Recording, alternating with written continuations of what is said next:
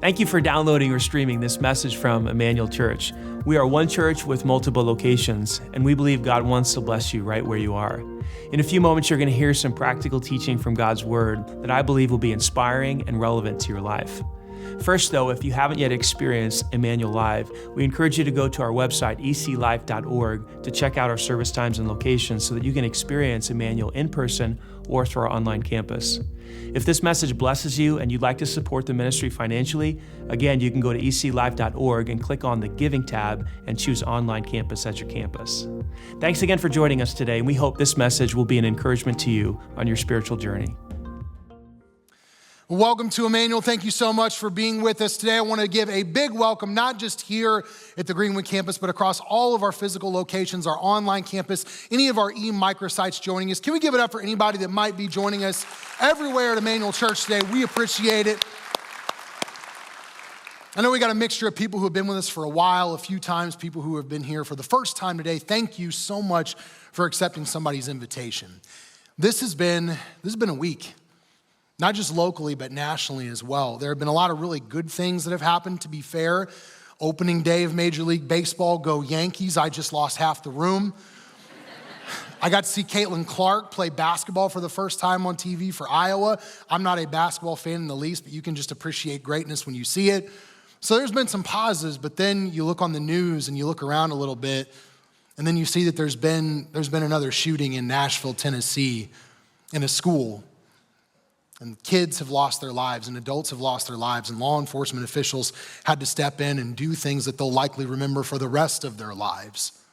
So you've got that going on. And then 2 nights ago, not just in central Indiana, but across the state, man, terrible storms, tornadoes touching down. People's homes have been destroyed.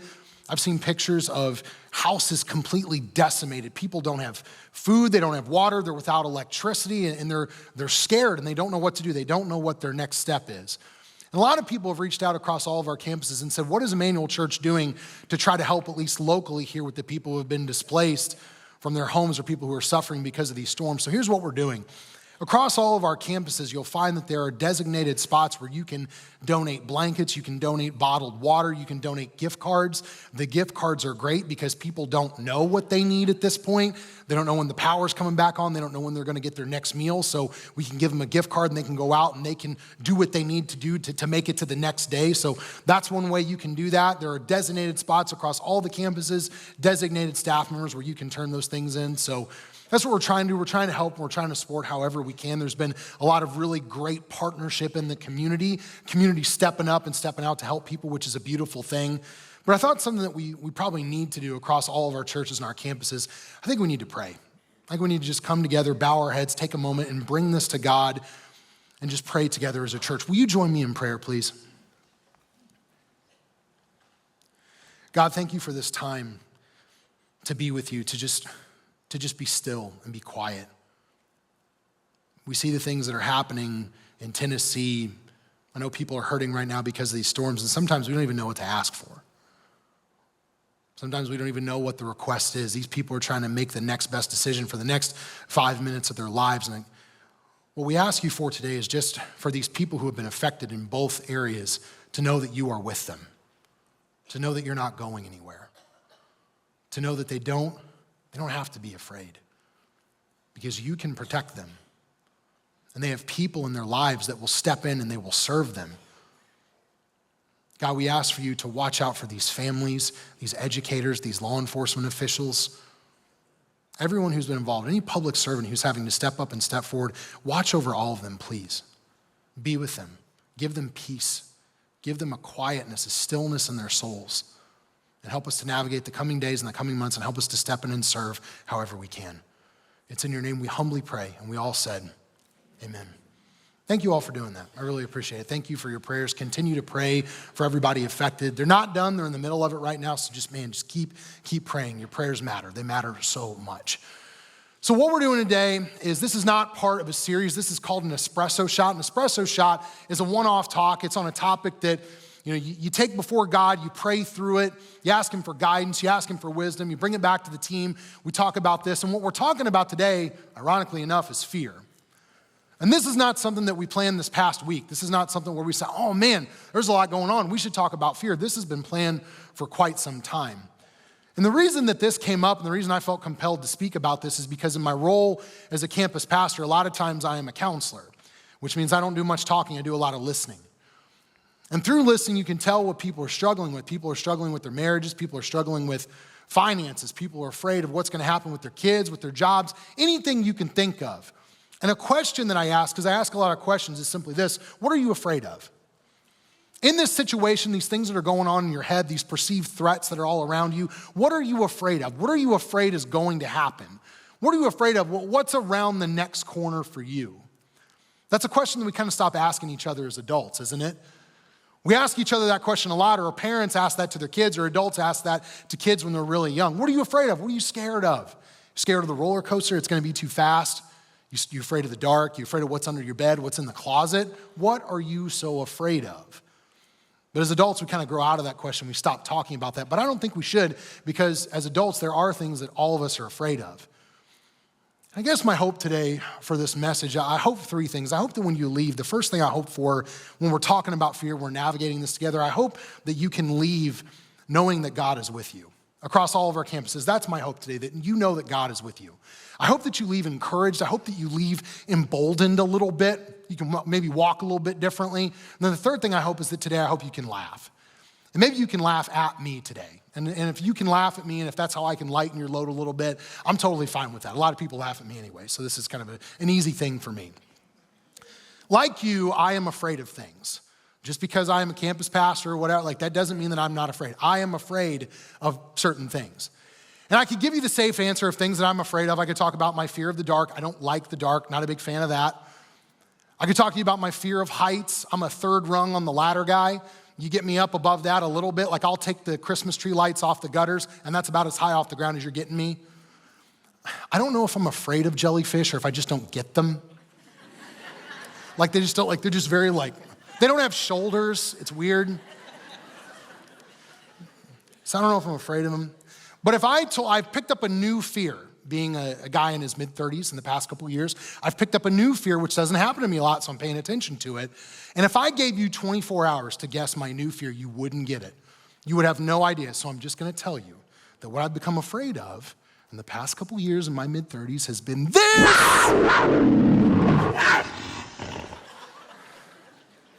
You know what that is? You know what that is? Called a león de montaña, the mountain lion. That's what this stupid thing is. Look at that thing. I'm terrified of these things. Why does it have such a big muscle on its neck? What's that for? Why are the eyes so piercing? Why does it look so calm even though I know it wants to rip the calves from my legs? Why am I so afraid of this thing? Look at it. Hey, it's like a hunter. It's like an apex predator. I am scared of mountain lions. You wanna know why I'm scared of mountain lions? You're probably asking yourself, I wonder if he's had a rough encounter with a mountain lion. I wonder if he's been attacked by a mountain lion. No, I grew up in the suburbs. I've never even seen a mountain lion in the wild.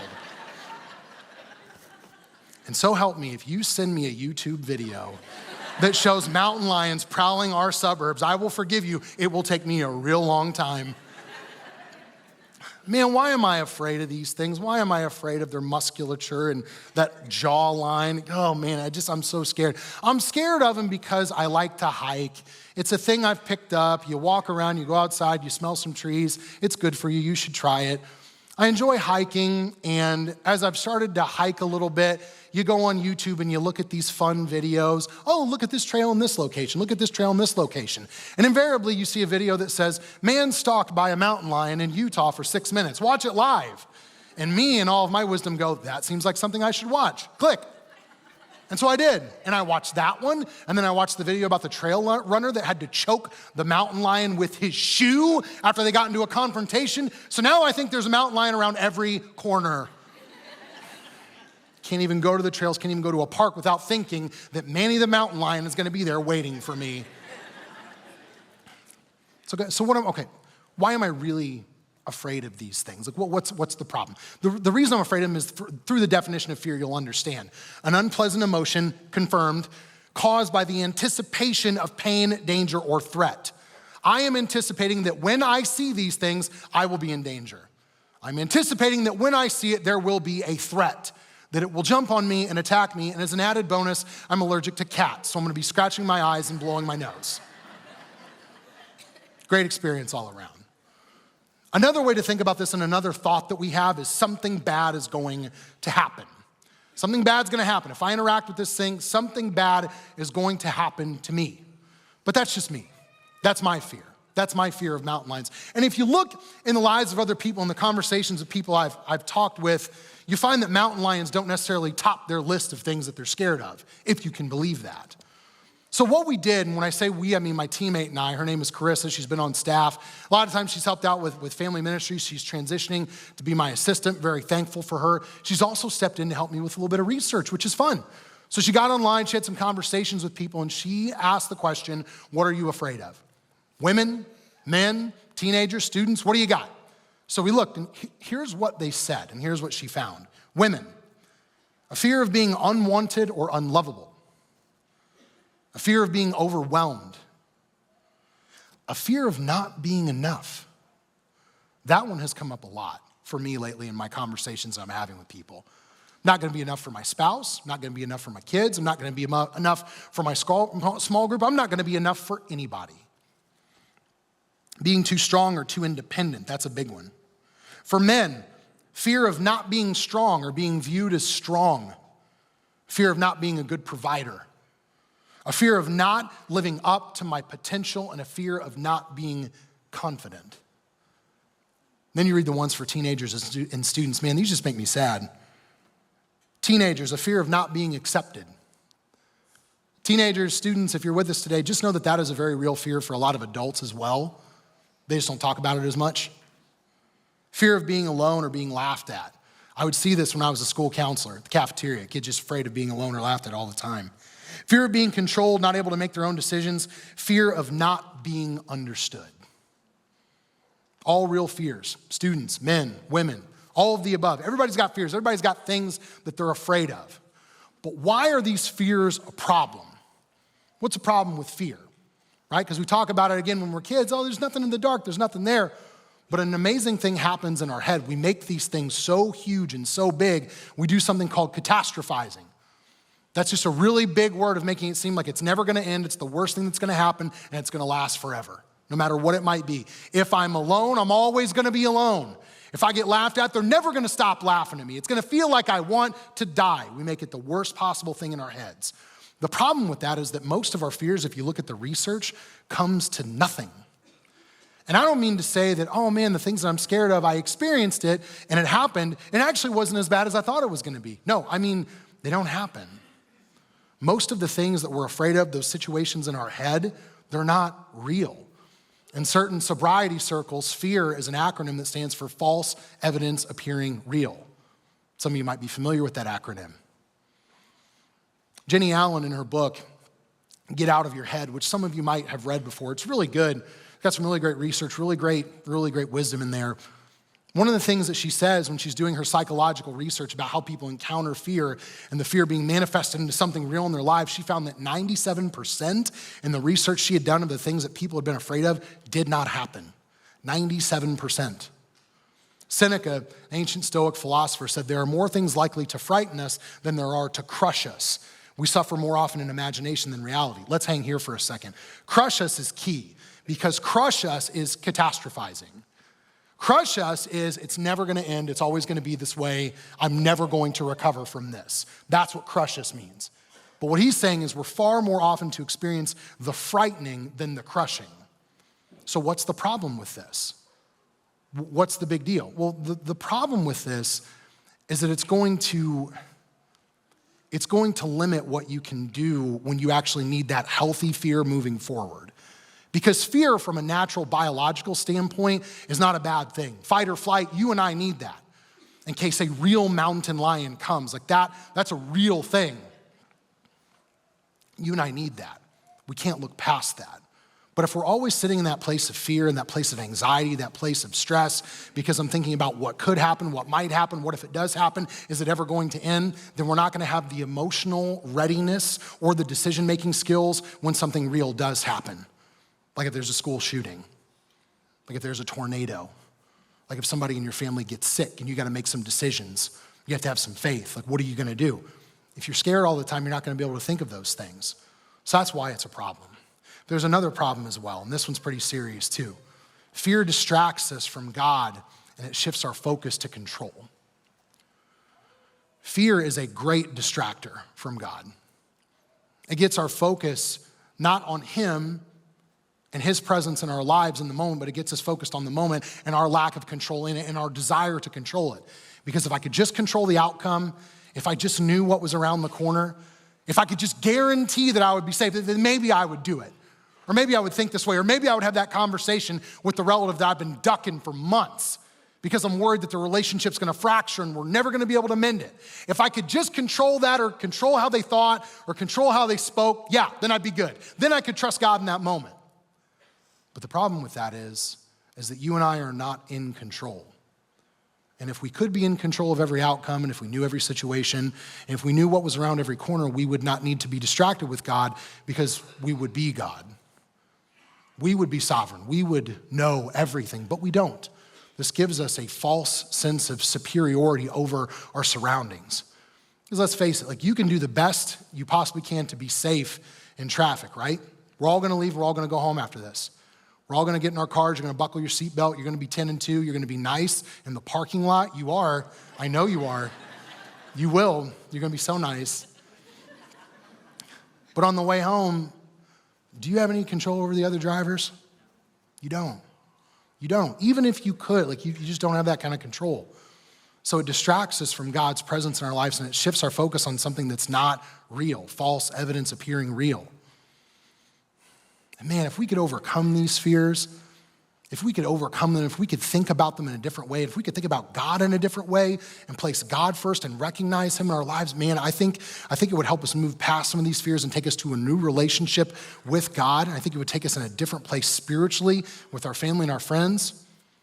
But the question today is how can we overcome fear? How can we do this? Practically speaking, what needs to happen? There's a lot of ways you can do this. I'm gonna try to keep it as simple as possible today. The first thing I think we need to do, we need to remember his presence. Got to remember God's presence in your life. I will say that when you are in a place of fear, when you're in that headspace, this is the first thing to go. This is the first thing we forget. Isn't that wild? Like we come here, we show up to church every week, we're on a relentless pursuit, trying to tell people about God, trying to tell them what God's doing in their life. Man, the minute you get in a spot where you get a little fearful, you forget he ever existed. You forget his presence in your life, you forget what he has to say about your life, you forget everything. But the good news for you and me is that this is not just a situation that we've encountered recently. You can pick up this amazing book. You can dive into Matthew chapter 14. You can see it for your very eyes, which is what we're going to do today. And I couldn't believe this as I was getting ready for this talk. The story that I'm going to talk to you about is Jesus walking on water amidst the storms. Had no idea what the weather situation was going to be like this week. Had no idea. But God's timing sometimes to illustrate these areas in our lives where we can grow, it's just unbelievable. So we go to Matthew 14, Jesus walking on the water. And what you need to know about this story is previously a little context about what happened before this moment is that Jesus and his disciples had just fed 5,000 people. So the story starts after that. Jesus insisted that his disciples get back into this boat, cross to the other side of the lake when he sent the people home. After sending them home, he went up into the hills by himself to pray. Night fell while he was there alone. This is Jesus, spending time with his Father in prayer, understanding his will. Had a hard day, had a lot going on. Still made time to spend time with his Father. Meanwhile, the disciples were in trouble far away from land, for a strong wind had risen and they were fighting heavy waves. They are in the midst of a storm. Something bad is going to happen, right? You and I have been there. About 3:00 in the morning, Jesus came toward them walking on the water. When the disciples saw him walking on the water, they were terrified. In their fear, they cried out, "It's a ghost." So they're so disconnected from Jesus, even though they had just spent time with him performing these miraculous things for all these beautiful, incredible people that needed the support. Man, you put them in a dicey situation where there's some wind and some waves, they forget what Jesus looks like real quick, don't they? We go from thinking, man, he's sovereign, he's beautiful, he can heal, he can perform miracles. Now he's a ghost. They don't recognize him. But listen to what Jesus says to them. Jesus spoke to them at once. "Don't be afraid," he said. "Take courage. I am here." What's Jesus saying here? Why is he telling them not to be afraid? Is he telling them not to be afraid because he's going to change the circumstances for them? He's going to fix the wind and the waves in this moment. He's going to take it all away. He's going to make everything great. He's going to give them control over the situation. He's going to give them definitive steps on how to navigate the fears that they're going on in their lives. Is that what he just said? No. He said, "Don't be afraid. Take courage. Be bold. Be brave. It's okay. I am here. Recognize my presence with you, and it's going to be just fine. You have me." And then it continues, and Peter calls out to him, "Lord, if it's really you, tell me to come to you walking on the water." So Jesus says, "Yes, come." So Peter went over to the side of the boat and walked on the water toward Jesus. What changed? Why is Peter able to suddenly do something that, humanly speaking, is impossible? Is it because he got renewed physical strength, or he got these special boots that let him walk on water that Jesus blesses him with in the moment? Nope. It's because instead of focusing on the wind and the waves and the storm and the situation and the bills and the conversation I might have to have and that speech I might have to give in English class, or all these different things that are popping up in my life, these relationship fears I have, instead of focusing on them, I'm synced up with Jesus. I recognize his presence. I see him. I've called out to him. I'm eyes locked on him, and I'm walking on the water. I'm doing things that humanly I couldn't do on my own. But then something happens, and this is what happens to you and me. But when he saw the strong wind and the waves, he was terrified, and he began to sink. Circumstances didn't change.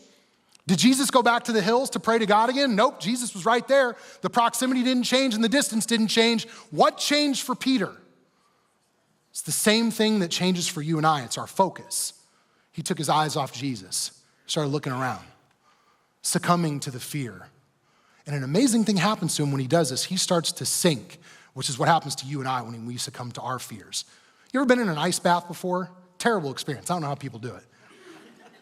That cold water starts at your ankles, then your calves, then your hips, then your chest. You start to hyperventilate a little bit because your it's losing its mind. That's what's happening to him. I'm up to my neck in what's going to happen if I can't pay these bills, if I don't know the next step, how to navigate this disagreement with my kid.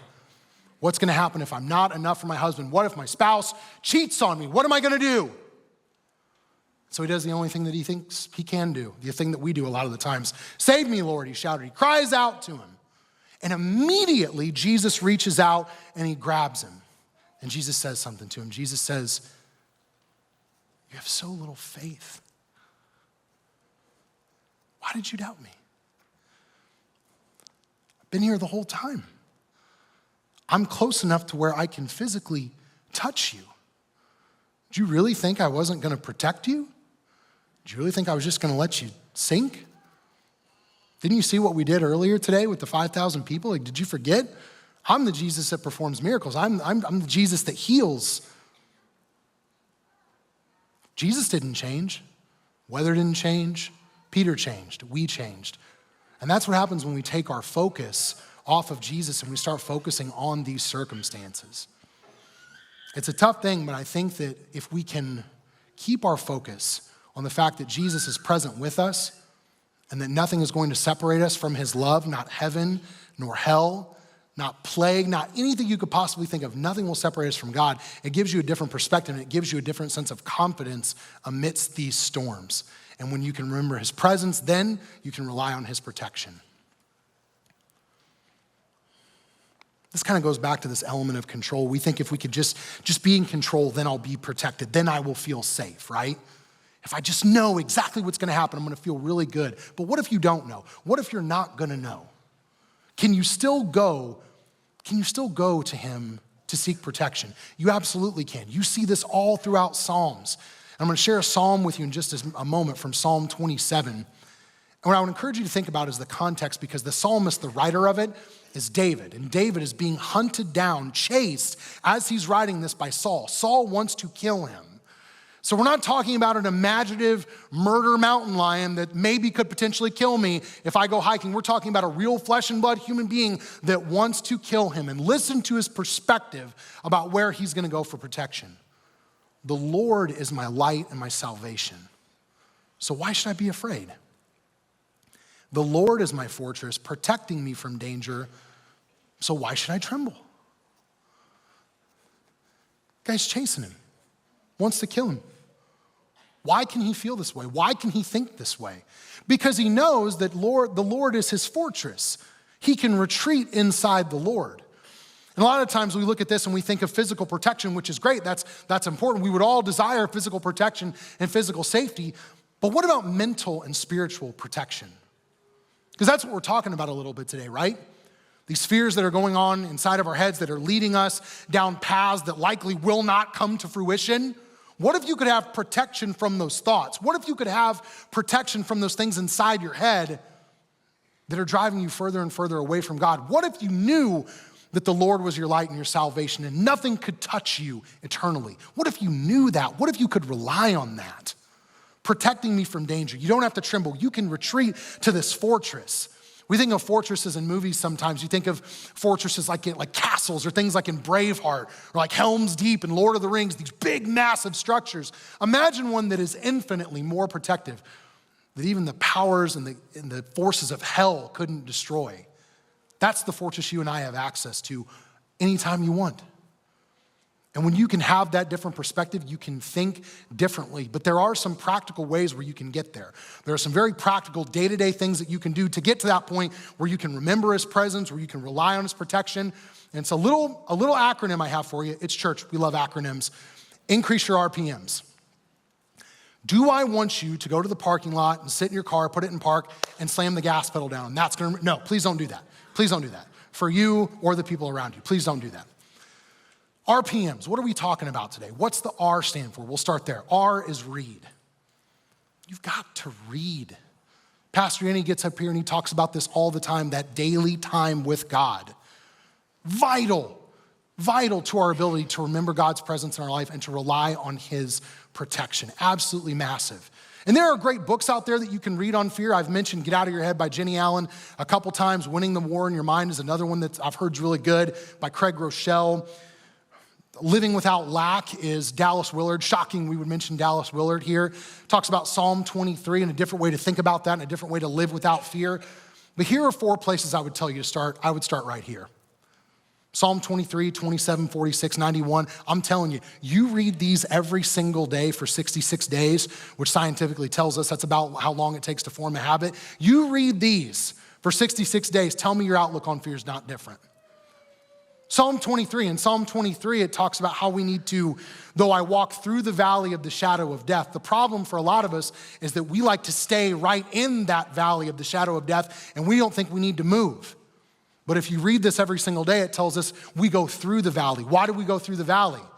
It's just what Jesus told us earlier, because he's with us and he protects us.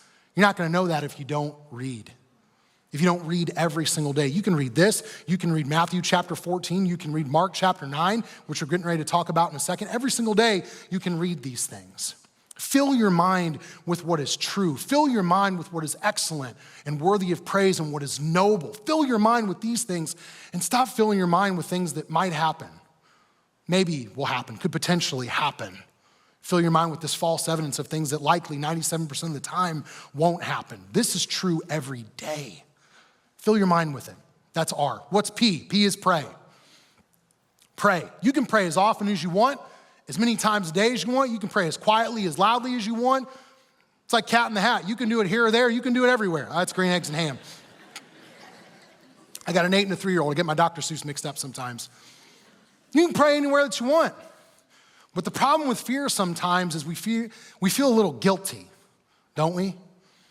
When we go to God in prayer, it's like, man, I feel so silly asking for this to overcome this fear. I feel so silly even bringing this to you, but that's okay.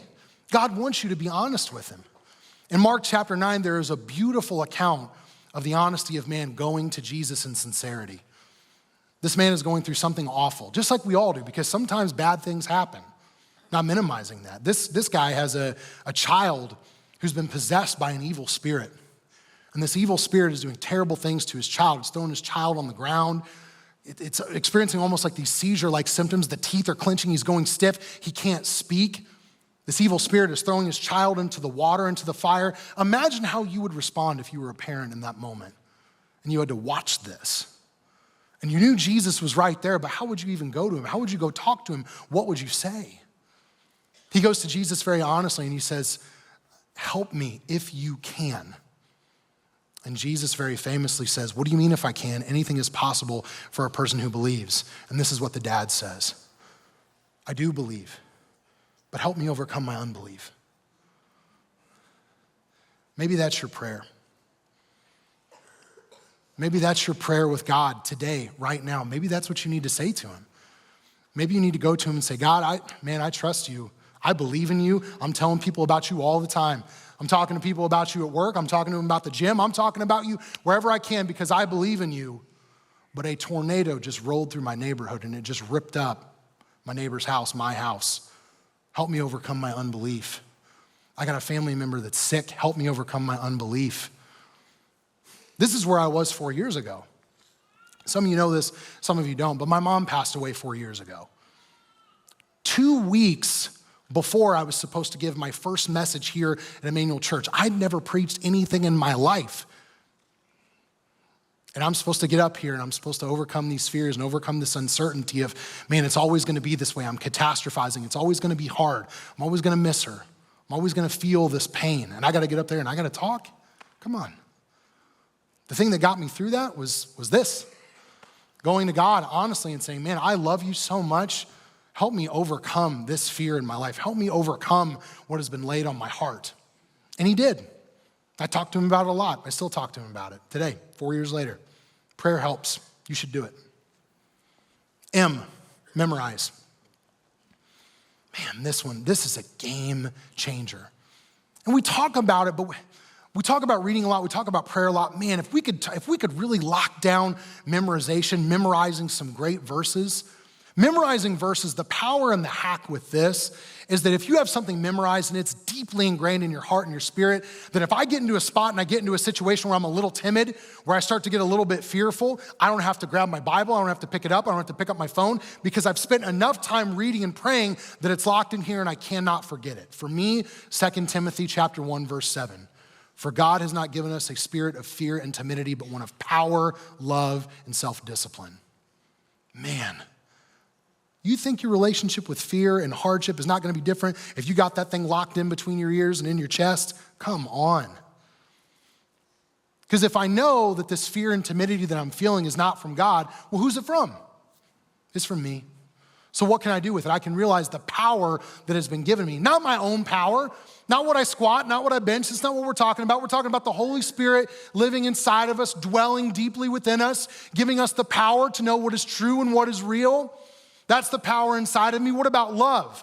I can know that I have the love of God. I have his presence. I've got his protection. He's placed these beautiful, amazing, supportive people in my life. People that you encounter at church, people that you encounter in the communities, people that you encounter that are helping pick up the rubble from the tornado right now.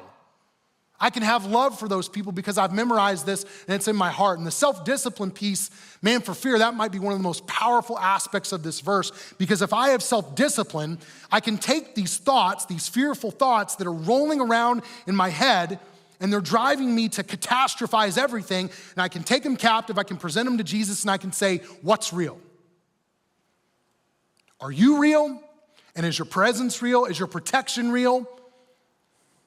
Or is it not? That's the power of memorization. You have that available to you any time that you want. And don't tell me that you can't memorize verses. I was in high school. I know people can memorize amazing rap songs. I've heard it. I used to see it all the time. Some of you got songs that you've memorized from 10 years ago, but that comes on and you're just like, oh, totally. Taking me back to 2006. I got it. Like, you know it. Like, you know. You can memorize. You can do these things. And I know some of you might be fighting me a little bit in your head. Like, come on, man. Read, pray, memorize. It's like some Sunday school stuff. Like, you're taking it to the kids' ministry, right? If you think back to Matthew chapter 14 and how we started that and what Jesus was doing, what was Jesus doing at the beginning of that story? He was praying.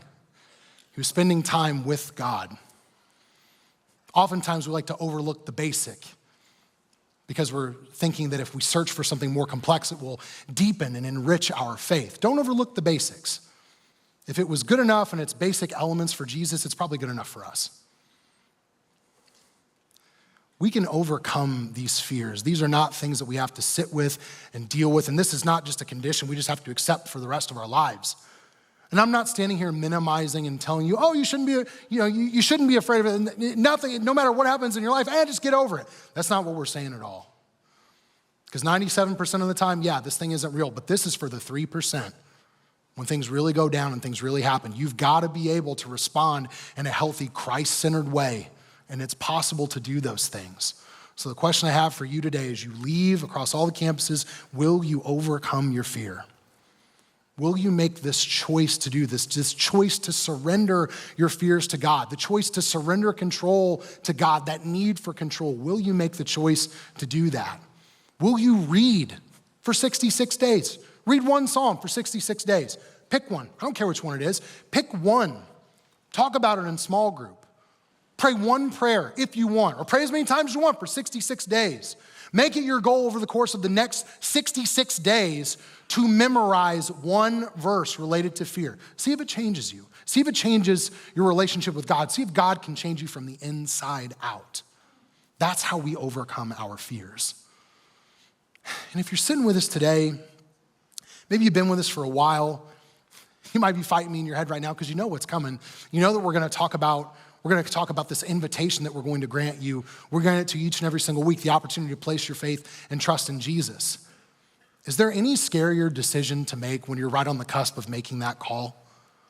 Man, I remember it like it was yesterday, sitting in the upper deck here at Greenwood, like 23 years old, have no idea what I'm doing with my life, no idea what direction my life is going. I got no control. What's my purpose going to be? Is it always going to be this way? But then a lead pastor, Pastor Danny, gets up here. This guy I didn't really know at the time, and he starts talking to me about Jesus Christ. Starts talking about this perfect, sinless being who walked the earth, never had one misstep, and his whole life was bent towards servanthood to us. He lived and he learned and he asked questions and he helped people navigate their fears. He healed people in their fears, and ultimately he would die to cover the penalty for the sin that you and I owed. And not only would he die and cover that penalty, he would rise from the grave 3 days later, conquering the penalty of sin and death. And Pastor Danny extended an opportunity for me to place my faith in Jesus. And I remember sitting up in that upper deck and my heart was just pounding out of my chest. I'm like, man, is this what I want to do? Is this what I want to follow? Is this what I want to place my faith in for the rest of my life? And I made the decision to do that 11 years ago, and I have not looked back. It is not always easy. It is not always simple. Following Christ can be scary sometimes, but when you know that you're not alone in the storm, when you know that you don't have to be by yourself, when you know that Jesus is with you, when you know that you can go to him as a fortress and the rock and he can be your provider, when you can have that assurance, it's just different.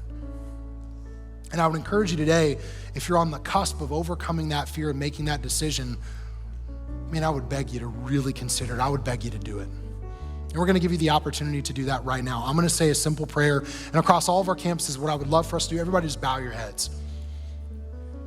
And if you're ready to pray this prayer, I'm going to take these words, you pray them straight to Jesus. If you've already prayed this prayer, pray for the person who might be sitting next to you who's about to make this decision. It's going to change their life. It's going to change their eternity. It could change their family dynamic. It could change everything. Let's go to Jesus right now in prayer. And you could say, dear Jesus, I come to you and I want to lay these fears aside. I want to lay this need for control to the side. I want to surrender everything I have, everything I am to you. Jesus, I place my faith in your death on the cross. You lived a perfect, sinless life, and you died for me. You died so that I would not have to pay the penalty for my sins. You died so I wouldn't have to spend eternity apart from you. You conquered sin. You conquered death. And I place my full trust and my faith in you. Jesus, wash me, cleanse me, Show me what it means to be your child. It is in your name that I humbly pray, and we all said, amen. Some people made this decision, and we got to celebrate them. Let's celebrate them right now across all of our campuses. Great. Thank you. As a way to celebrate, we want to hook you up with a free gift. It's called a save box. At any of our physical locations, our e-microsites, if you're joining us online, let us know where you're at and we can get you one of these boxes in the mail. Or if you're at a physical location, go to your designated pickup area, it might be the info desk, and they will hook you up. Our impact team will. Inside this save box, New Believers, New Testament Bible. Man, we've got next steps for how you can get connected to the church. A coffee cup is our way of saying thank you for joining us today. Man, can we give God praise one more time for what he's doing in our church?